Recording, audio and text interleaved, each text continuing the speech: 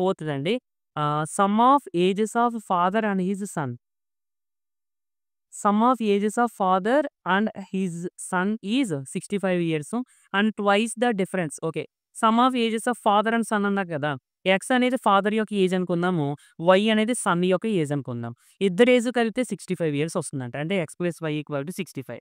Next twice అంటే 2తో into చేయాలి. దీన్ని twice the difference of their ages. Difference అంటే మైనస్. అంటే larger value minus smaller value. ఇక్కడ ఫాదర్ ఏజ్ ఎక్కువ ఉంటుందా?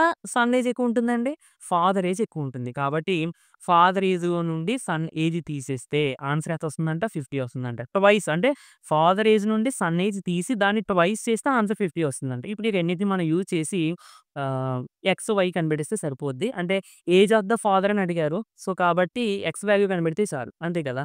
ఓకే. 2 ఇంటూ చేస్తుందండి. ఇటు సైడ్ ట్రాన్స్‌పోజ్ చేస్తే డివైడ్ చేస్తుంది. అంటే టోటల్‌గా మనకి 25 వస్తుంది. సో, మనకు 2 ఈక్వేషన్స్ వచ్చాయి. ఏంటవి? X plus y is equal to 65, x minus y is equal to 25. So, రెండిటిని ప్లస్ చేస్తే ఇది పోతుంది. 2x ఈక్వల్ టు 65 ప్లస్ 25 అంటే 90. So, X is equal to 90/2 that equal to 45. అంటే ఫాదర్ ఏజ్ ఎంతండి మనకి? 45 ఇయర్స్ అన్నమాట.